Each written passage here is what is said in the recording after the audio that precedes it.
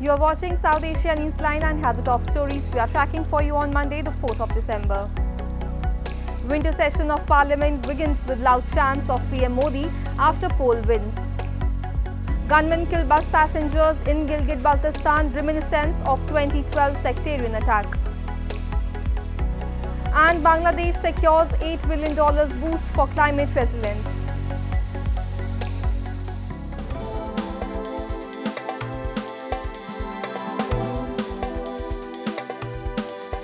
And now for all the details. A day after BJP swept the assembly polls in 3 North Indian states, Prime Minister Narendra Modi was greeted with loud chants of teesri bar Modi sarkar in the Lok Sabha as the winter session of the parliament began on Monday.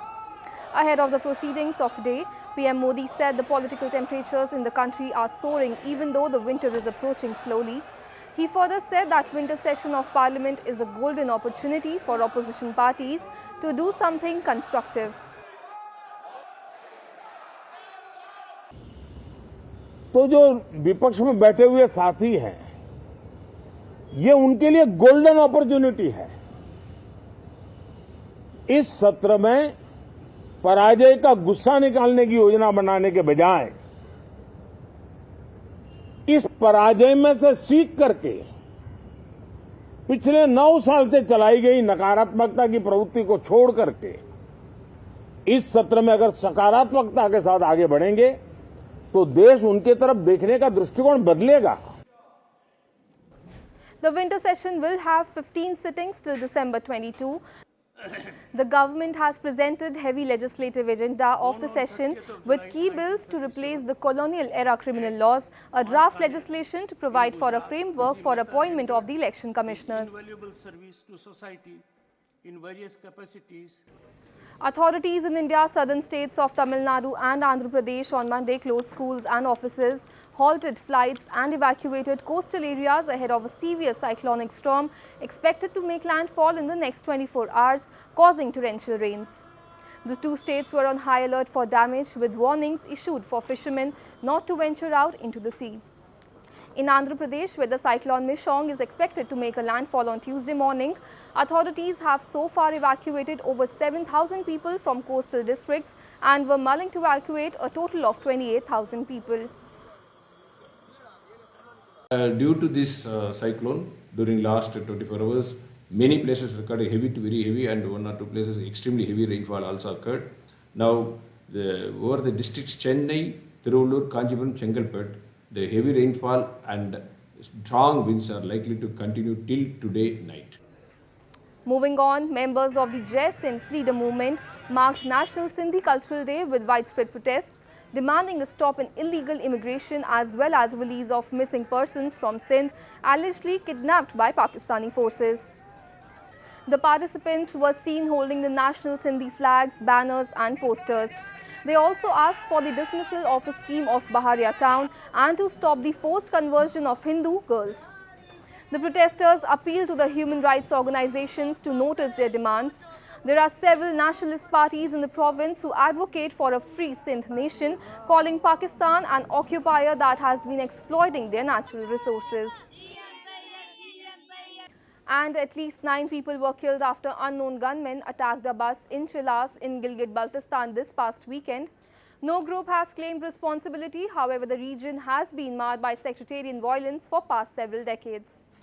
Gunmen attacked a bus near the town of Chilas in Pakistan-occupied Gilgit Baltistan this past weekend, killing at least 9 people including 2 soldiers, reports have suggested. No group immediately claimed responsibility and the motive for the shooting was not clear. Gilgit Baltistan has, however, witnessed sporadic sectarian violence over the past several decades. In April 2012, gunmen had dragged 9 Shia Muslims off a bus in Chilas and shot them dead.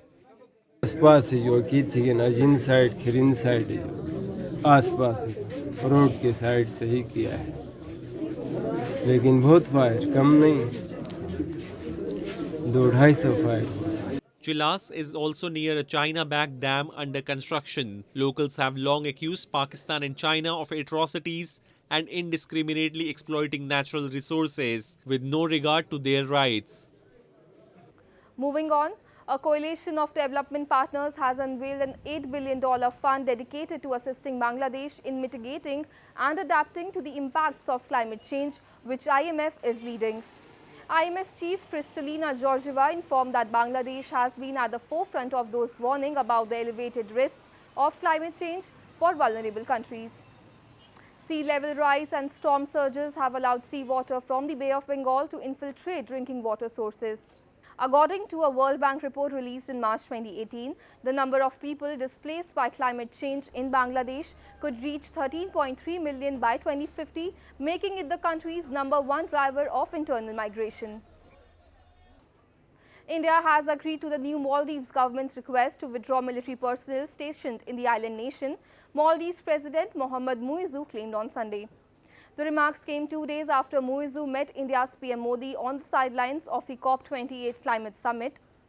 New Delhi, which has long-standing cultural, financial and security ties with Mali, provides certain military equipment and assist in disaster response. Muizzu, who is backed by a pro-China coalition, had campaigned to alter the Maldives' India First policy and promised the removal of small Indian military presence. Opposition leader and former President Mohammad Nasheed has, however, warned such actions will not benefit the people of Maldives, adding that for the safety and security of the island nation, India is paramount. The Anantnag district of Jammu and Kashmir has got national recognition as the best performing district across all union territories in India for robust advancement of fisheries. The felicitation was announced on the occasion of World Fisheries Day on November 21 in Ahmedabad. The Anantnag District Administration held a separate felicitation ceremony this past weekend, during which officials awarded employees of the Fisheries Department and young entrepreneurs for their efforts. Anantnag, a front-runner in trout production, is not only a hub for trout but also destination for ecotourism.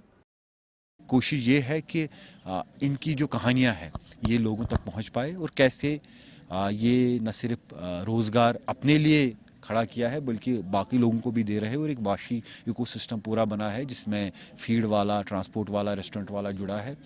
इसके साथ साथ मैं अनंतनाग के में एक खासियत ये भी है इस बारे में फिशरीज़ के सेक्टर में कि हमारी बहुत सारे जो वुमेन है इसके साथ जुड़ी हुई है और बाकियों के लिए एक प्रेरणा, एक इंस्पिरेशन बनी है। मैंने 2016 में एक फ़िश फार्म कंस्ट्रक्ट किया था जो कि ब्लू रिवोल्यूशन की मतलब स्कीम एक थी उस वक्त जो डिपार्टमेंट ने मुझे प्रोवाइड किया था। उसके बाद मैंने अभी तो मेरे 5 पॉन्ड है तो वो मैंने फिर खुद कंस्ट्रक्ट किए थे। इनकम मतलब जो पर एनम इनकम रहता है वो बहुत ही अच्छा रहता है। मैं हर किसी मतलब जो भी अनएम्प्लॉयमेंट यूथ है इस वक्त जम्मू एंड कश्मीर में उनसे मतलब अगर उनके पास ऐसा सोर्स है, वाटर का सोर्स है तो वो कंस्ट्रक्ट पॉन्ड कीजिए। That's all in tonight's edition. We will see you same time tomorrow. Good night.